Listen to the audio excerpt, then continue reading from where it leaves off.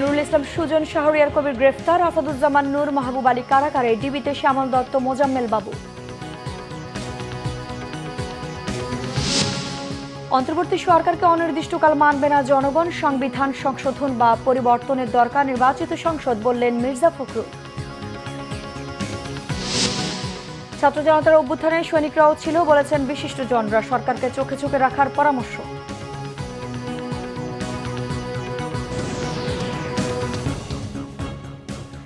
দেখছিলেন প্রাউন্ড সিমেন্ট সংবাদ শিরোনাম, এবার বিস্তারিত।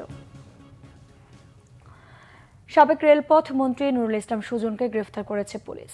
সোমবার রাতে রাজধানীর শ্যামলীর বাংলাদেশ স্পেশালাইজড হাসপাতালের 833 নম্বর রুম থেকে তাকে গ্রেফতার করা হয়। পুলিশ বলছে, রাজধানীর যাত্রাবাড়ী থানায় দায়ের করা একটি মামলার আসামি নুরুল ইসলাম সুজন, সেই মামলায় তাকে গ্রেফতার করা হয়েছে। এ বিষয়ে পরবর্তী আইনগত ব্যবস্থা প্রক্রিয়াধীন। নুরুল ইসলাম সুজন 2008 সালে নবম জাতীয় সংসদ নির্বাচনে প্রথম সংসদ সদস্য নির্বাচিত হন। এরপর 2014 সালে দশম জাতীয় সংসদ নির্বাচনে জাসদের প্রার্থী ইমরান আল আমিনকে পরাজিত করে দ্বিতীয়বার নির্বাচিত হন। 2018 সালের একাদশ জাতীয় সংসদ নির্বাচনে তিনি তৃতীয়বারের মতো সংসদ সদস্য নির্বাচিত হন। ওই সরকারের রেলপথ মন্ত্রণালয়ের দায়িত্ব গ্রহণ করেন নুরুল ইসলাম সুজন। এদিকে ঘাতক দালাল নির্মূল কমিটির উপদেষ্টা পরিষদের সভাপতি শাহরিয়ার কবিরকে গ্রেফতার করেছে পুলিশ। রাতে বনানীর বাসা থেকে তাকে গ্রেফতার করা হয়।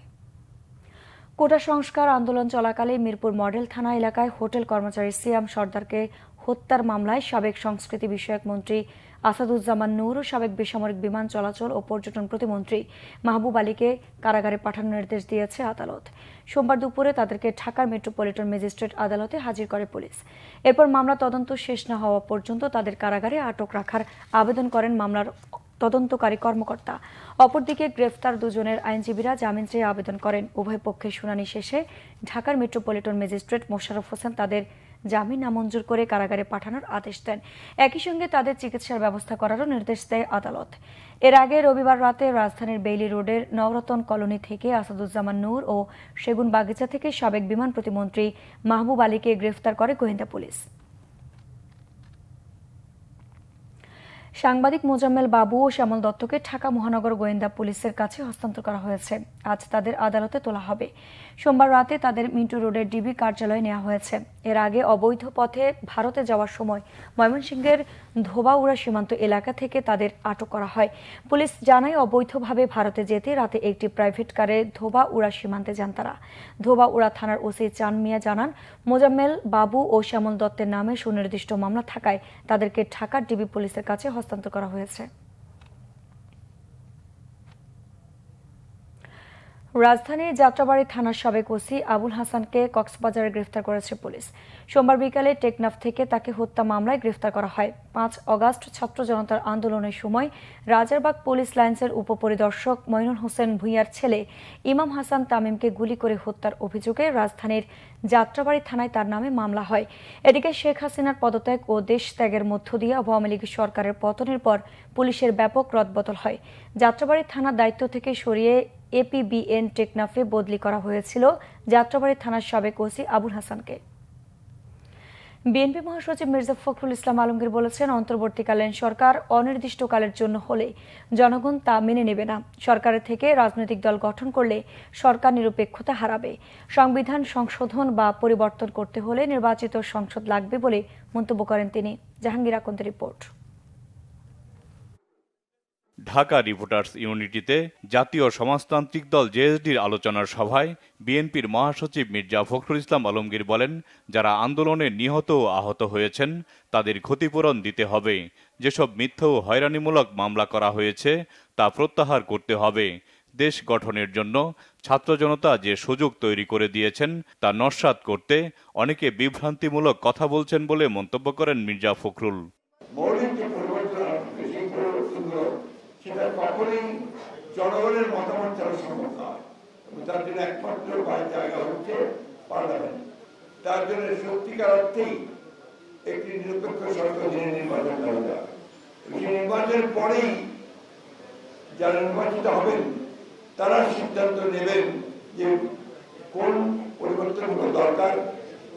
এটা কি আপনার শুধু পরিবর্তনের দরকার না, আবার নতুন করে লিখতে হবে? প্রশ্ন নিয়ে আসছেন আজকে, নতুন করে লিখতে হবে নাকি একেবারেই বাতিল করলে নতুন সংবিধান আনতে হবে, সেটা সেই পার্লামেন্টই সিদ্ধান্ত নেবে বলে আমরা বিশ্বাস করি। দ্রুত সময়ের মধ্যে জনগণের সরকার যেন আসতে পারে সে দাবি জানান বিএনপির মহাসচিব। যারা দায়িত্ব পেয়েছেন, এই সরকার যাদেরকে দায়িত্ব দিয়েছেন, তাদের মধ্যে অনেকে যখন বলেন যে নতুন দল তৈরি করতে হবে, তখন বিস্মিত না হয়ে পড়া যায় না। এই এখতিয়ার ওনাকে কে দিয়েছে? উনি এই দায়িত্ব পেলেন কোথায় যে তিনি বলবেন যে নতুন দল তৈরি করতে হবে? তাহলে আমরা কি করে জনগণ ভাববে যে এরা নিরপেক্ষভাবে কাজ করছে? দ্বিতীয়ত দেখবেন বেশ কিছু সংগঠন, বেশ কিছু গোষ্ঠী তারা ইতিমধ্যে কাজ শুরু করেছেন যে এই অন্তর্বর্তীকালীন সরকারকে অনির্দিষ্টকালের জন্য রাখা হোক। তারা একেবারেই পরিবর্তন করে দেবে, সমস্ত সংস্কার তারাই করে দেবে। তাহলে জনগণের তো দরকার নেই, পার্লামেন্টের দরকার নেই।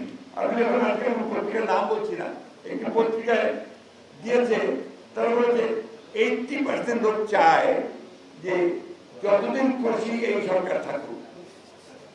এটা আমি জানি না তারা এই কথাগুলোর উপর থেকে পেলো কিভাবে পেলো, কিন্তু জনগণ এটার কোনো মেনে দেবে না। অনুষ্ঠানে জেএসডি সভাপতি আসম রব বলেন, দেশের মালিক জনগণ, নতুন বাংলাদেশ বিনির্মাণ করতে হবে। নির্বাচন আমরা অবশ্যই করব, নির্বাচন অবশ্যই লাগবে, তবে সংস্কার ছাড়া নির্বাচন করে যে এই জাতির কোনো লাভ, এই রক্তের সাথে বিশ্বাসঘাতকতা করা। জাহাঙ্গীর আকন্দ, বাংলা ভিশন, ঢাকা। কবি ও রাষ্ট্রচিন্তক ফরহাদ মজহার বলেছেন, ৭১-এর পর ঠিকভাবে রাষ্ট্র গঠন হয়নি বলেই দেশের রাজনৈতিক সংকট তৈরি হয়েছে। প্রশাসনে সরাসরি জনগণের অংশগ্রহণ থাকলেই গ্রহণযোগ্য নির্বাচন সম্ভব। রাজধানীতে এক অনুষ্ঠানে তিনি একথা বলেন। অন্য বক্তারা বলেন, এই সরকারকে চোখে চোখে না রাখলে স্বৈরাচার হয়ে উঠবে। আরও জানাচ্ছেন Dipon Dewan. Centre for Strategic and Development Studies ও নৈতিক সমাজের আয়োজনে সংস্কার ও নির্বাচন, নাগরিক ও রাজনৈতিক ভাবনা শীর্ষক আলোচনা। বক্তারা বলেন, নির্বাচন ব্যবস্থাকে এমনভাবে গড়ে তুলতে হবে যেন স্বৈরতন্ত্র মাথাচাড়া দিয়ে উঠতে না পারে। রাজনৈতিক দল ও তরুণদের সমন্বয়ে গড়ে তুলতে হবে গণতান্ত্রিক সরকার ব্যবস্থা। অভ্যুত্থান চলছে, পাল্টা অভ্যুত্থানেরও কিংবা প্রতি অভ্যুত্থানেরও, প্রতি বিপ্লবেরও চেষ্টা চলছে, এবং সেটা কেবল অভ্যন্তরে নয়, বাইরেও আছে। সুতরাং এই দেশি এবং বিদেশি সকল শক্তি মোকাবেলা করেই বাংলাদেশ রাষ্ট্রের যে নতুন পরিগঠন প্রক্রিয়া চলছে, সেইখানে আমাদের এই ফ্যাসিস্ট বিরোধী গণতান্ত্রিক শক্তির ঐক্য, জাতীয় ঐক্য একটা গুরুত্বপূর্ণ রাজনৈতিক বিবেচনা। এবং সরকারের সাথে যদি যোগাযোগ করা হয়, সেটা চিফ ইলেকশন কমিশনার থাকে, অন্য কারোর কোনো সুযোগ থাকে না। এমনও হয়েছে যে 4 জন নির্বাচন কমিশনারকে ইমপিচ করার জন্য বঙ্গভবনে একটা চিঠিও গিয়েছে, সেটাও আছে এখন। ওইগুলো দিজ আর অল রেকর্ডেড। এই প্রফেসর ইউনূসের সরকারকে এই জন্য কি করতে হবে? চোখে চোখে রাখতে হবে, সমালোচনা করতে হবে, নজরদারি করতে হবে, না হলে এটা কিন্তু স্বৈরাচারী হতে বাধ্য। এবং এই সরকারের প্রধান সমালোচনা আমি দেখতে পাচ্ছি, আগে তো বলতাম সব গোপালগঞ্জের লোক দেয়, কেন আপনার হচ্ছে ইন্টারিম গভর্নমেন্টের সব চট্টগ্রামের লোক থাকে আমি খুঁজে পাই না। সেমিনারে বক্তারা বলেন, ছাত্র জনতার সাথে এই অভ্যুত্থানে সৈনিকদের অংশগ্রহণ ছিল, সেনাবাহিনীতেও সংস্কার প্রয়োজন। যে সম্পত্তি তারা জনসাধারণের সম্পত্তি নিজেরা কিনে নিয়েছেন অন্যায়ভাবে, জুলুম জবরদস্তি, এই সম্পত্তি বাজেয়াপ্ত করতে হবে। যেটুকু তার একান্ত রক্ষা করে চলতে হবে সেইটা, এবং অতিরিক্ত সম্পদ সবটাই রাষ্ট্রের মালিকানায় যাবে এবং সরকার জাতীয় স্বার্থে সেটাকে ব্যবহার করবে। যদি সেনাবাহিনী বুঝতে আমরা আয়নাঘর বুঝি, সেনাবাহিনী বুঝতে আমরা গুমঘর বুঝি, তাহলে আজকে তরুণরা সেনাবাহিনীর প্রতি যেই ঘৃণাটা, যেই খারাপ ধারণাটা তাদের ডেভেলপ করবে, এটা ভয়ঙ্কর। এটা আমরা হতে দিতে পারি না। ফলে আয়নাঘরকে প্রকাশ করতে হবে। যেসব মানুষের গুম করে নিয়ে যাওয়া হয়েছে, যাদের কোনো চিহ্ন আমরা এখনো জানি না, যারা বেঁচে আছে কিনা, বেঁচে নাই কিনা চিহ্ন আমরা জানি না, সৈনিক ভাইদের প্রতি আমার আবেদন থাকবে, এটা খুঁজে বের করা তাদের দায়িত্ব, এটা তাদের দায়িত্ব। কারণ আমরা চাই না সেনাবাহিনীকে কোনো প্রকার আমাদের ইতিহাসে বিতর্কিত রাখতে। দ্রুত রাষ্ট্র সংস্কার করে একটি অংশগ্রহণমূলক নির্বাচনেরও তাগিদ দেন বক্তারা। দীপন দেওয়ান, বাংলা ভিশন, ঢাকা। রাজধানী যানজটের সমাধান খোঁজার জন্য ট্রাফিক পুলিশ ও বিশেষজ্ঞদের প্রতি আহ্বান জানিয়েছেন অন্তর্বর্তীকালীন সরকারের প্রধান উপদেষ্টা ডক্টর মোহাম্মদ ইউনূস। পুলিশের ঊর্ধ্বতন কর্মকর্তা ও বুয়েটের সড়ক বিশেষজ্ঞদের সাথে বৈঠকে এই আহ্বান জানান তিনি। ঢাকা মেট্রোপলিটন পুলিশকে ঢাকার যানজটের দ্রুত কার্যকর সমাধান বের করার নির্দেশ দেন সরকার প্রধান। রাজধানীর রাস্তার যানজট কমাতে বাস স্টপগুলোতে শৃঙ্খলা বিধানের উপর গুরুত্ব দেন। বৈঠকে বুয়েটের অধ্যাপক মোয়াজ্জম হোসেন ঢাকার পরিবহন ও ট্রাফিক ব্যবস্থার উপর একটি প্রেজেন্টেশন উপস্থাপন করেন। সেখানে রাজধানী যানজটের কারণে বছরে 40,000 কোটি টাকা ক্ষতির কথা উঠে আসে। ডিএমপির পক্ষ থেকে জানানো হয়, ট্রাফিক পুলিশ নিয়োগের সাথে সাথে কয়েক সপ্তাহে এরই মধ্যে ঢাকার যানজট পরিস্থিতির ধীরে ধীরে উন্নতি হচ্ছে। সংকট উত্তরণে বাংলাদেশকে মার্কিন সহায়তার আশ্বাসকে ইতিবাচক বলছেন বিশেষজ্ঞরা। যুক্তরাষ্ট্রে বাংলাদেশের সাবেক রাষ্ট্রদূত এম হুমায়ুন কবির মনে করেন, আর্থিক খাত সংস্কার ও সুশাসন ফিরে পেতে মার্কিনীদের পাশে থাকার প্রতিশ্রুতি অন্তর্বর্তী সরকারের উপর আস্থার বার্তা। দেশটির সাথে এই সুসম্পর্কের খাতিরে বাংলাদেশি উন্নয়ন সহযোগীদের সহায়তা আরও বাড়বে বলে আশা তার। আরও জানাচ্ছেন জিয়াউল হক সবুজ। 3 দিনের সফরে ঢাকা ঘুরে গেলেন যুক্তরাষ্ট্রের উচ্চ পর্যায়ের প্রতিনিধিরা। ব্রেন্ট নেইমানের নেতৃত্বে প্রতিনিধি দলটি বৈঠক করেছেন প্রধান উপদেষ্টা ডক্টর মোহাম্মদ ইউনূস সহ বিভিন্ন মন্ত্রণালয়ের উপদেষ্টা, গভর্নর ও ব্যবসায়ীদের সাথে। দেশের সুশাসন, স্বাস্থ্য ও কর্মসংস্থান সহ বিভিন্ন খাতে সহায়তার চুক্তিও সই হয়েছে। আমরা যে চ্যালেঞ্জটা এখন মোকাবেলা করছি, সেই জায়গাটাতে তারা আমাদের অবস্থাটাকে উপলব্ধি করছেন এবং সেটাতে উত্তরণের জন্য সরকারের যে উদ্যোগ, সেই উদ্যোগের পাশে থাকবার জন্য তারা ঘোষণা দিয়েছেন। তো আমি মনে করি সার্বিক বিচারে এটা ইতিবাচক। আর সবচাইতে উল্লেখযোগ্য যেটা, এই মুহূর্তে আমাদের ক্রাইসিসে তো আমাদের পাশে কেউ এসে দাঁড়ায়নি, তো কাজে এটাই এখন আমাদের অপশন। অর্থনীতি সহ বিভিন্ন গুরুত্বপূর্ণ খাত সংস্কারে বাংলাদেশের চাওয়া সহায়তায় আগ্রহী যুক্তরাষ্ট্র। প্রভাবশালী এই দেশটি পাশে থাকলে অন্য মিত্ররাও আন্তরিকতা দেখাবে, এমন মত এই কূটনীতি বিশেষজ্ঞদের। এডিবি, ওয়ার্ল্ড ব্যাংক, IMF এর কাছে অলরেডি $5-6 বিলিয়ন চাচ্ছে। এই প্রতিষ্ঠানগুলোর সবচেয়ে বড় স্টেক হোল্ডার্স হচ্ছে মার্কিন যুক্তরাষ্ট্র, এবং মার্কিন যুক্তরাষ্ট্র যখন ইতিবাচক কথা বলবে, ইউরোপিয়ান ইউনিয়নও তাদের সাথে যোগ দেবে, জাপান তাদের সাথে থাকবে। তো কাজেই এডিবির কাছেও আমরা পয়সা চাচ্ছি। তো কাজে এই যে আন্তর্জাতিক সংস্থাগুলো আছে, আর্থিক সংস্থাগুলো, সেগুলোর কাছে আমাদের অনুরোধটা দ্রুততর করানোর জন্য মার্কিন যুক্তরাষ্ট্র এখানে ইতিবাচক ভূমিকা পালন করতে পারে।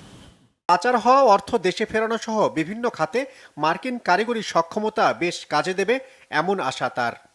ব্যাংকিং ক্রাইসিস বলেন, আপনি বৈদেশিক মুদ্রা ক্রাইসিস বলেন, বিদেশে টাকা পাচার হওয়ার বিষয়ের মতো বিষয়গুলো আছে। তো এই বিষয়গুলো তো নতুন আমাদের জন্য, কাজে অনেক জায়গায় আমাদের অভিজ্ঞতার ঘাটতি আছে। তো সেই ক্ষেত্রে মার্কিন যুক্তরাষ্ট্রের মতো একটা দেশ, যাদের টেকনিক্যাল সক্ষমতা আছে বা কারিগরি সক্ষমতা আছে, অর্থনৈতিক সক্ষমতা আছে, গুড প্র্যাকটিস আছে তাদের, এবং তারা ইচ্ছা করলে বাইরের অন্যান্য দেশ থেকেও সেই ভালো দৃষ্টান্তগুলো আমাদের সাথে শেয়ার করতে পারে, যেগুলো আমাদেরকে এই এখনকার সংকট উত্তরণে সাহায্য করতে পারে এবং ভবিষ্যতে একটা সংস্কার প্রক্রিয়া সম্পন্ন করে একটা গণতান্ত্রিক ব্যবস্থা, টেকসই গণতান্ত্রিক ব্যবস্থা প্রত্যাবর্তনের সুযোগটা তৈরি করতে পারে। দীর্ঘদিন ঝুলে থাকা রোহিঙ্গা প্রত্যাবাসনেও আশা দেখছেন বিশ্লেষকরা। টেকসই হচ্ছে না। জিয়াউল হক সবুজ, বাংলা ভিশন, ঢাকা।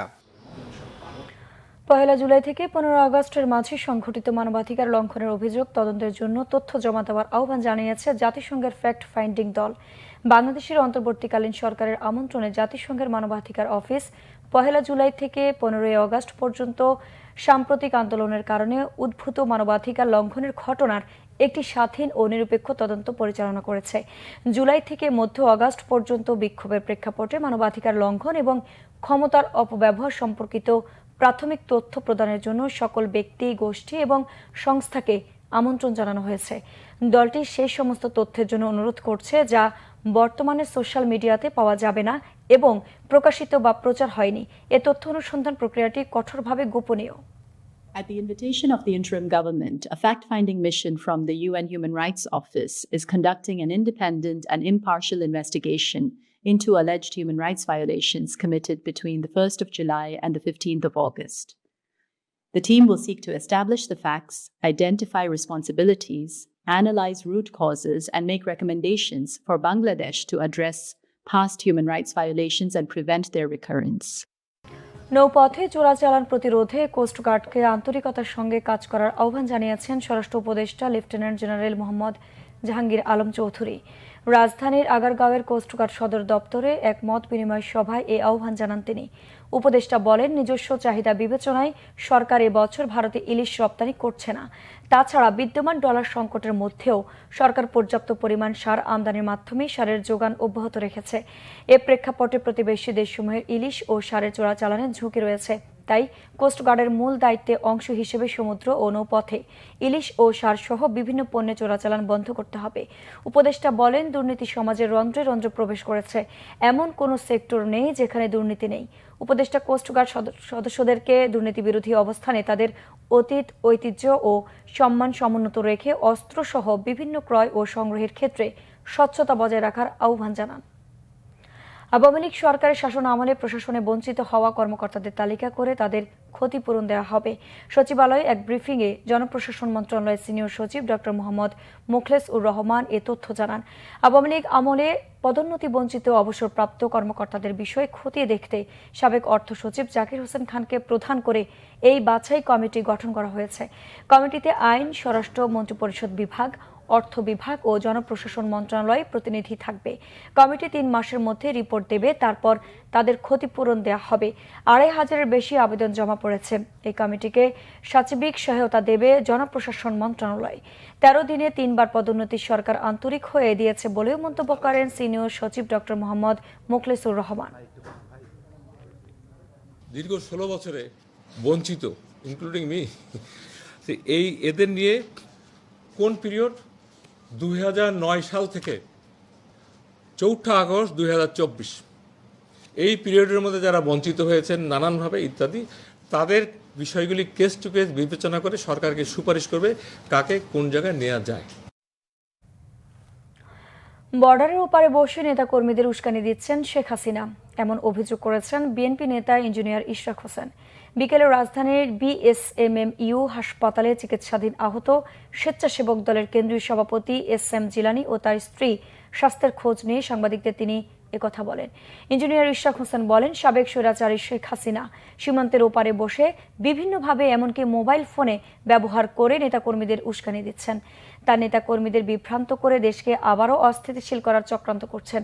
এই বিষয়ে সরকারের আরও বেশি জোরালো ভূমিকা রাখা উচিত বলে মন্তব্য করেন তিনি। বিএনপির আন্তর্জাতিক বিষয়ক কমিটির এই সদস্য বলেন, SM জিলানী ও তার পরিবারের উপর হামলা সরাসরি শেখ হাসিনার নির্দেশেই হয়েছে।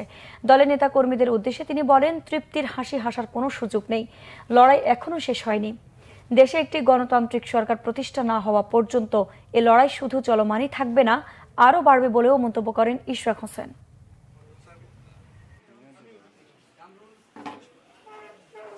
খুনি হাসিনা বর্ডারের ওই পারে বসে বিভিন্নভাবে ফোন ব্যবহার করে তার নেতাকর্মীদের উস্কানি দিচ্ছেন এবং বিভ্রান্ত করছেন। এই বিষয়টি নিয়ে আমাদের বাংলাদেশের সরকারেরও আরও বেশি জোরালো ভূমিকা রাখা উচিত এবং ভারতের সরকার বোঝা উচিত যে তারা কিন্তু জনগণের বিপক্ষে যতটুকু চলে গিয়েছেই। এখন যদি তারা একজন স্বীকৃত গণহত্যাকারীকে তাদের দেশে আশ্রয় দিয়ে এবং বিভিন্ন সুযোগ সুবিধা দেয় যাতে করে সে আবার একটা অরাজকতা, অস্থিতিশীল বাংলাদেশ তৈরি করতে পারে, সেটা তাদের জন্য চরম ভুল হবে। আগামী জাতীয় সংসদ না হওয়া পর্যন্ত সব রাজনৈতিক দলকে ঐক্যবদ্ধ থাকার আহ্বান জানিয়েছেন বৈষম্য বিরোধী ছাত্র আন্দোলনের অন্যতম সমন্বয়ক সার্জিস আলম। রংপুর কেন্দ্রীয় শহীদ মিনার এলাকায় শহীদ পরিবারের সাথে সাক্ষাৎ ও দুর্নীতি, চাঁদাবাজি ও সন্ত্রাসের বিরুদ্ধে ছাত্র নাগরিক মত বিনিময় সভায় তিনি এই আহ্বান জানান। বলেন, গত 16 বছর ধরে স্বৈরাচারী আওয়ামী লীগ সরকার হটাতে রাজনৈতিক দলগুলো নানা কর্মসূচি পালন করলেও তা সফল হয়নি। 2024-এর ছাত্র জনতার অভ্যুত্থানে ফ্যাসিস্ট আওয়ামী লীগ সরকারের পতন হয়েছে। ঠাকুরগাঁওয়ে যুবদলের নাম ভাঙিয়ে এবং ভুয়া চিঠি নিয়ে অফিস ও কাঁচামালের চাঁদা তুলে গেলে গ্রেফতার করা হয় যুবলীগের 3 কর্মীকে। বিকেলে পৌরসভার 9 নং ওয়ার্ডের গোবিন্দনগর থেকে যুবলীগ নেতা সুলাইমান হোসেন, রাজু হোসেন ও রাকিব হোসেনকে গ্রেফতার করা হয়। পুলিশ জানায়, আড়তে গিয়ে নিজেদেরকে যুবদলের 9 নম্বর ওয়ার্ডের সদস্য বলে দাবি করে পিকনিকের চাঁদা দাবি করে তারা সেই সময় দোকানদারদের সন্দেহ হলে পুলিশ খবর দেয়। পুলিশ জেলা বিএনপি ও আওয়ামী লীগের তালিকা দেখে তাদেরকে যুবলীগ নেতা নিশ্চিত করে এবং চাঁদা দাবির অপরাধে তাদেরকে গ্রেফতার করে।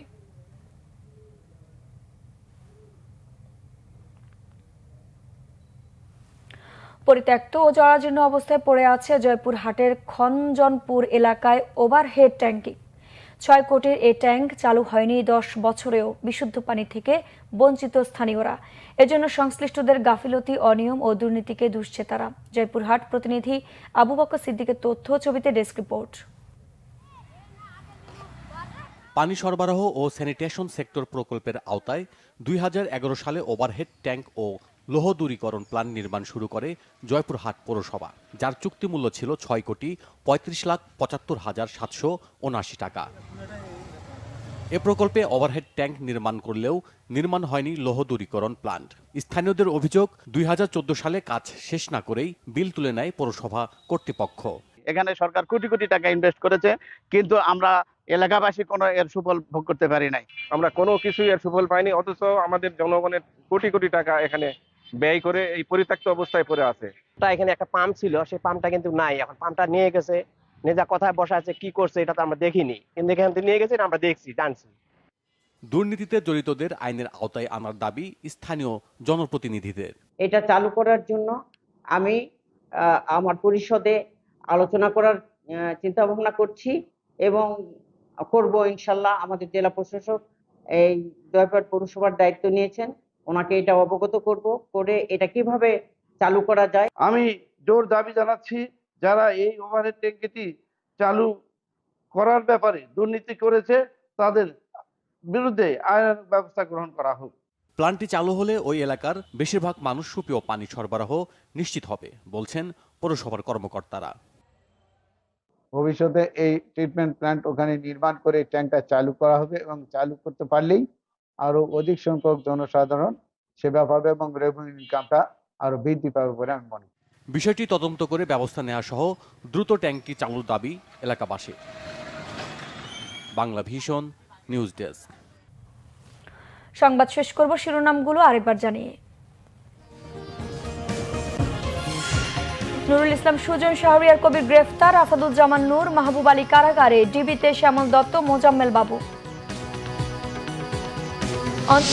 অন্তর্বর্তী সরকারকে অনির্দিষ্টকাল মানবে না জনগণ, সংবিধান সংশোধন বা পরিবর্তনের দরকার নির্বাচিত সংসদ, বললেন মির্জা ফখরুল। ছাত্র জনতার অভ্যুত্থানে সৈনিকরাও ছিল, বলেছেন বিশিষ্টজনরা, সরকারকে চোখে চোখে রাখার পরামর্শ।